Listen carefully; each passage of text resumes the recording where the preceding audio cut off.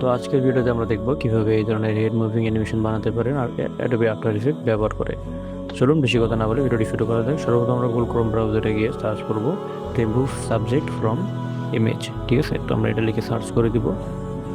প্রথমে যে ওয়েবসাইটটি আসবে ফটোরুম, আপনারা এটা দিয়ে করতে পারেন। এটা 100% ফ্রি এবং কোনো লগ ইন ছাড়া এটা দিয়ে করা যায়। তো আমরা এটা ঢোকার পরে আমরা সর্বপ্রথম একটি ছবি সিলেক্ট করে নিব। এবার এখান থেকে আমরা আমাদের ছবিটিকে সিলেক্ট করে নিলাম। এবার আমরা এখান থেকে আমরা সাবজেক্টটিকে রিমুভ করে নিব।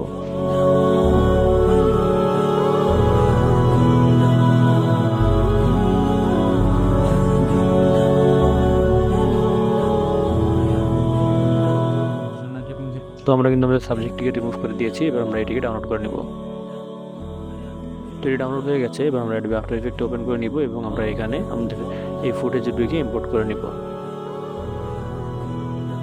ইম্পোর্ট করার পরে আমরা এই দুটিকে আমাদের টাইমলাইনে নিয়ে আসবো। এবার আমরা এটিকে একটু সাইজ করে নিব আমাদের ফ্রেম অনুযায়ী। এরপর আমাদের সাবজেক্টটিকে আমরা নিয়ে আসবো এবং এটিকে আমরা সাইজ করে নিব আমাদের ফ্রেম অনুযায়ী।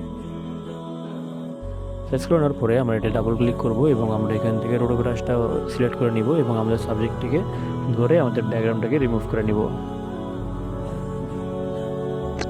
তো এখানে আমাদের সাবজেক্টটি সিলেক্ট হয়েছে। এবার আমরা এখান থেকে ব্যাকগ্রাউন্ড রিমুভ করব। তো তার আগে আমাদের এখানে ফ্রেম সাইজটা একটু ছোট করব, যেহেতু আমাদের লেন্সটা এখানে অনেক বড় নেওয়া আছে। তো আমরা এটাকে ছোট করে নেব। তো আমরা এটাকে ছোট করে নিয়েছি। এবার আমরা ব্যাকগ্রাউন্ডটাকে রিমুভ করে দিব।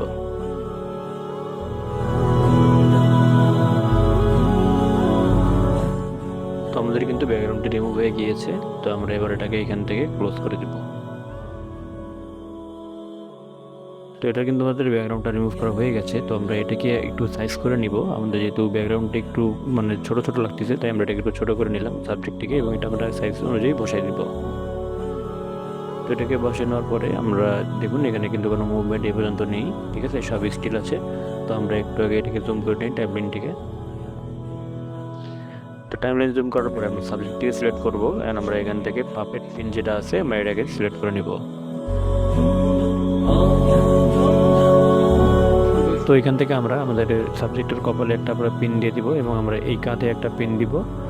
দেন আমরা এরপরে গলায় একটা পিন দিব। এরপরে হচ্ছে এই কাঁধে আর একটা পিন দিব।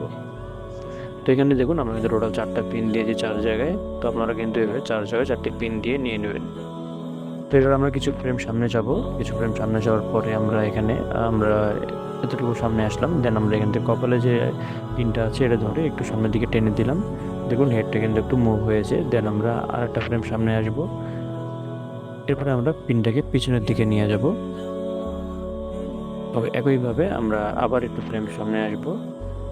দেন আমরা এটাকে আবার সামনের দিকে নিয়ে আসব। তো আমরা এখানে টোটাল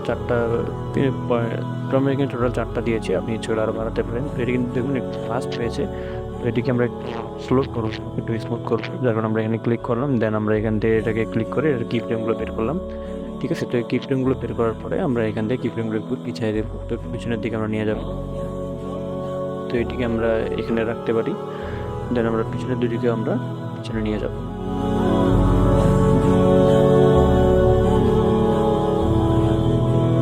তো এবার দেখি আমরা একটু প্লে করে কেমন হয়। তো দেখুন এবার কিন্তু একটু স্মুথ হয়েছে।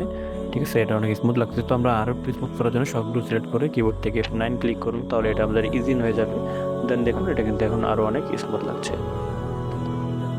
তো আপনারা কিন্তু খুব সহজে এভাবেই চাইলে আপনি এই ধরনের হেড মুভিং অ্যানিমেশনগুলো বানাতে পারেন আপনার যে কোনো ছবিতে। তো আজকের ভিডিওটা ছিল এই পর্যন্তই। এই ধরনের টিউটোরিয়াল পেতে অবশ্যই চ্যানেলটি সাবস্ক্রাইব করে রাখবেন এবং আপনারা কোনো বিষয়ের ওপর ভিডিও ছিল অবশ্যই কমেন্টে জানাবেন। তো সবাই ভালো থাকবেন, সুস্থ থাকবেন। আল্লাহ হাফেজ।